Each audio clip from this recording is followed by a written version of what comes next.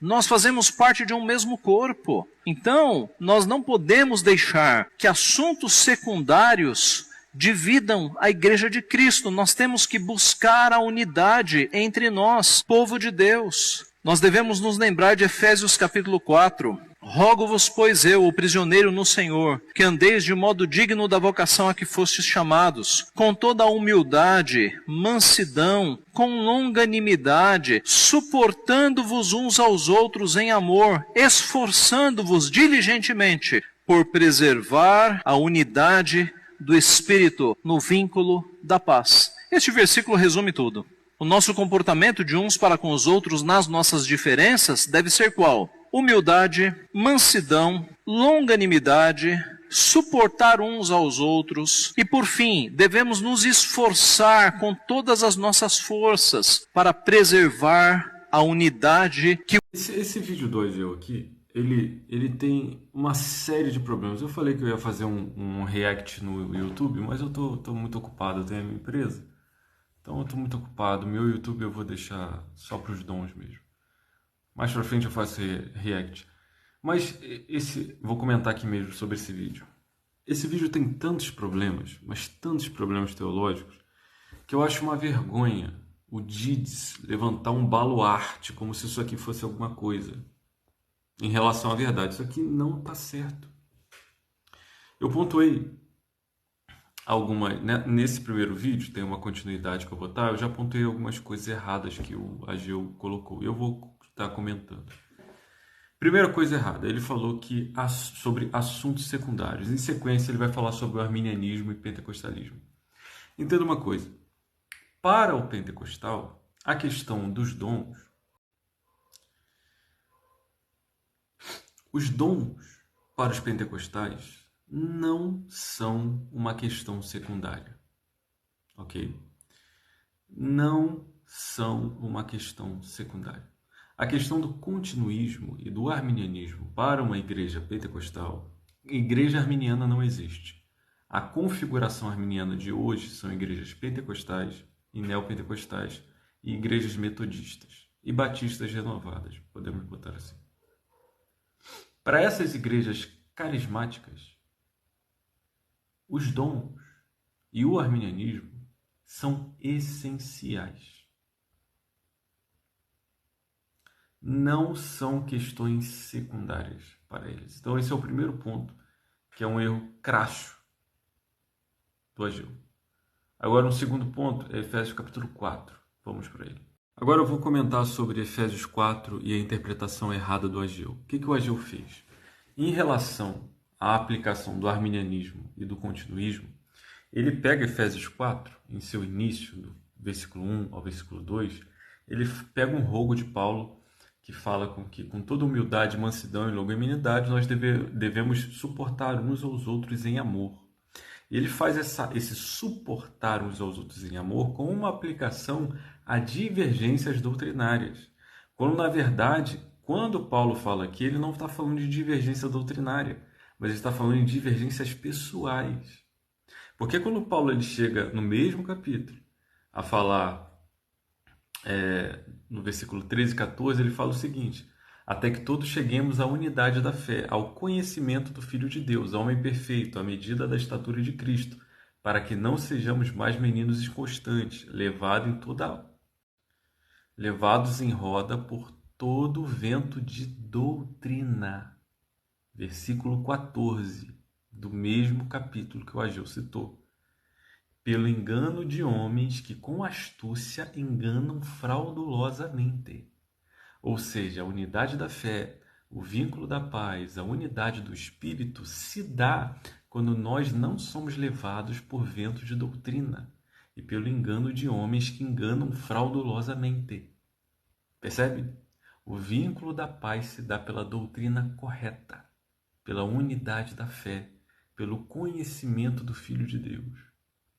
A aplicação que o Ageu faz em dizer que a divergência doutrinária não importa em vista do vínculo da paz está errada, porque o único caminho para o vínculo da paz e unidade da fé é a concordância As divergências dos Éfesos não eram doutrinárias, mas pessoais. Por isso eles deveriam se suportar uns aos outros em amor. A questão aqui não é uma questão doutrinária, ou seja, eu creio de uma forma e você crê de outra. E nessa divergência nós devemos ter um vínculo de paz. Não é isso. Porque quando a gente vê em 1 Coríntios, Paulo fala o seguinte: uns dizem eu sou de Paulo, eu sou de Apolo, eu sou de Cefas. Por um acaso está Cristo dividido? Paulo pergunta. Por quê? Porque a divergência que estava havendo, por exemplo, em Corinto, era uma divergência pessoal. Por quê? Porque Paulo, Apolo e Cefas pregavam o mesmo evangelho. A diferença ali, como aqui, não é uma diferença doutrinária, mas é uma diferença pessoal, na qual nós devemos olhar para o irmão e suportar ele em amor. Mas se ele é um herege, não, entendeu?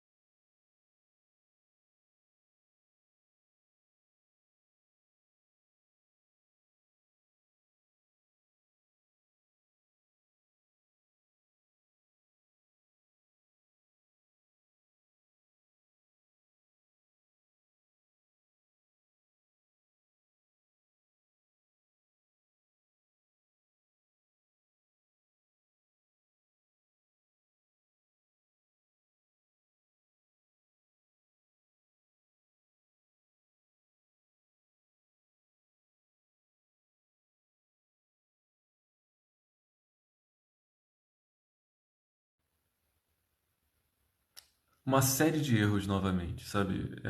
A primeira coisa que nessa outra parte do vídeo que o Ageu fala é sobre tolerância, que nós devemos ter tolerância aos pentecostais, com os pentecostais e com os arminianos.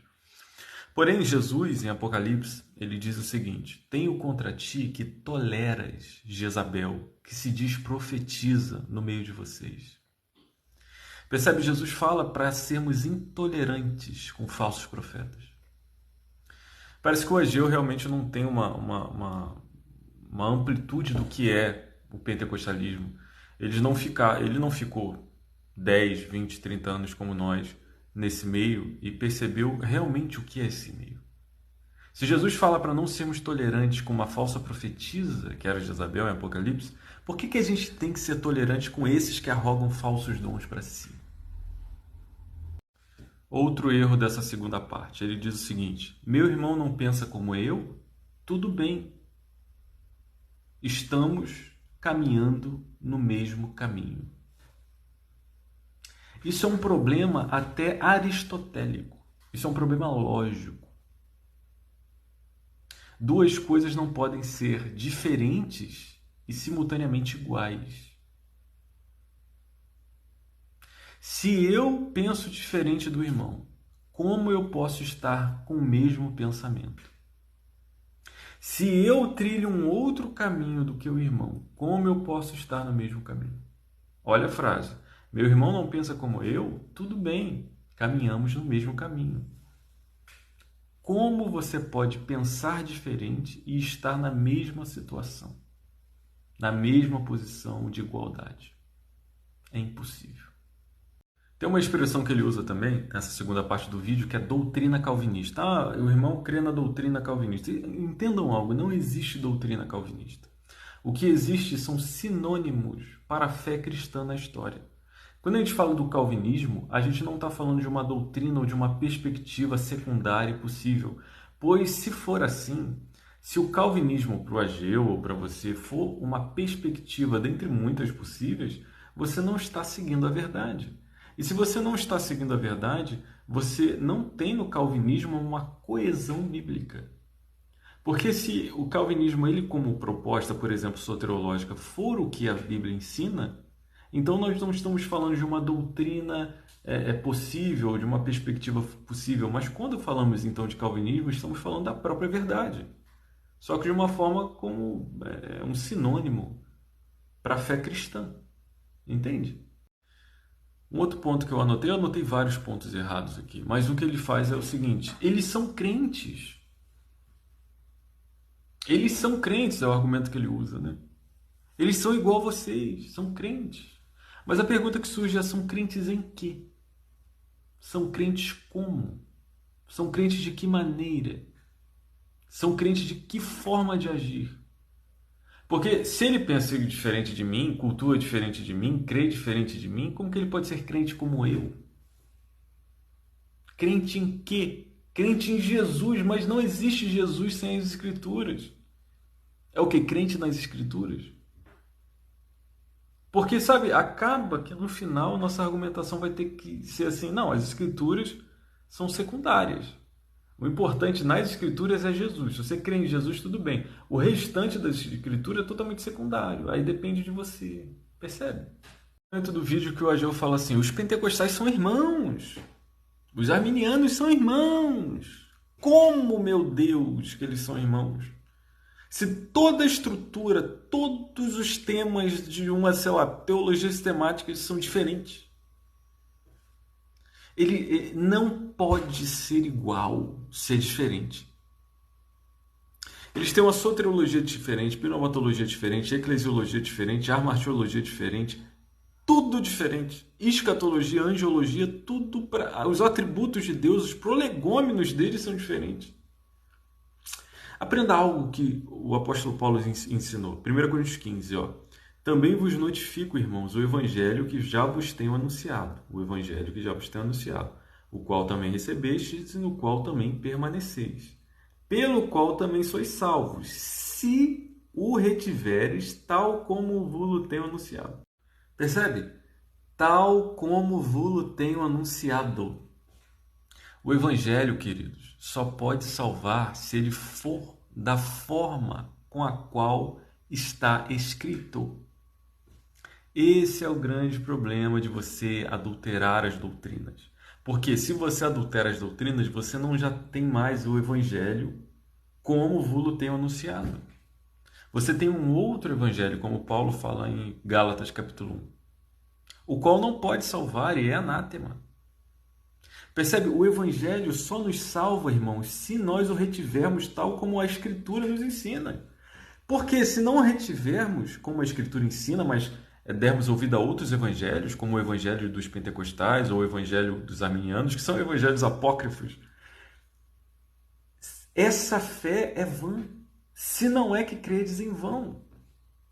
Entende? E Paulo completa: porque primeiramente vos entreguei o que também recebi, que Cristo morreu por nosso pecado, segundo as Escrituras, e que foi sepultado, e que ressuscitou ao terceiro dia, segundo as Escrituras. Então, o que é crer no Evangelho e não crer em vão? É crer segundo as Escrituras. Percebe? Quando Paulo fala de Jesus, da morte de Jesus ou da ressurreição, Paulo não fala desvinculado da Escritura. Um erro crasso que as pessoas cometem ao falar sobre essas questões de que os pentecostais creem em Jesus, eles não creem em Jesus conforme as Escrituras. Eles creem em Jesus conforme a tradição da igreja deles, conforme a pregação do pregador deles, conforme um Jesus deturpado pela teologia arminiana deles. Por isso que eles não têm isso tal como o vos tenho anunciado, e por isso que o evangelho deles está adulterado, eles não podem ser salvos, pois eles não retêm ele de forma exata. E eu acho que o Ageu ele perde as estribeiras quando ele fala o seguinte, no final da segunda parte, ele fala assim: não deixemos que as diferenças doutrinárias quebrem a unidade que foi constituída por Cristo. Ou seja, a unidade que foi constituída por Cristo não é doutrinária. Cara, não faz o menor sentido. Nós somos fundados e estabelecidos na doutrina dos apóstolos e profetas. Judas fala que nós somos chamados para defender a fé que uma vez por todas foi dada aos crentes. A unidade da fé, ela se dá pelo vínculo doutrinário correto. Nós precisamos ter o mesmo espírito, uma mesma fé, uma mesma crença, o mesmo parecer. Essa é a unidade da Escritura, uma unidade doutrinária. E olha o que ele diz: não deixemos que diferenças doutrinárias quebrem a unidade que foi constituída por Cristo. Não faz sentido. Que ama o Senhor Jesus, não interessa a doutrina ou as diferenças doutrinárias que ele tenha comigo. Se ele creu em Cristo e segue a Cristo, ele é meu irmão. Nós não podemos fazer esse tipo de discriminação, porque é isso que os judaizantes estavam fazendo. Ah, não, se não passar pela circuncisão, não pode ser da igreja de Cristo. Não sejamos judaizantes modernos. Vamos conviver pacificamente, com humildade, com longanimidade, não deixando que as coisas secundárias nos dividam. Eu anotei 15 erros do Ageu. Nesse outro corte, ele fala assim: que amam o Senhor Jesus, se referindo aos pentecostais. Os pentecostais amam o Senhor Jesus. Olha só o que Jesus disse. Isso é importante. O que Ageu disse é o que o Senhor Jesus disse. Aquele que tem os meus mandamentos e os guarda, esse é o que me ama. E aquele que me ama será amado de meu Pai, e eu o amarei e me manifestarei a ele. Os pentecostais amam os mandamentos do Senhor Jesus. Os pentecostais amam as Escrituras, se dedicam, expõem ela.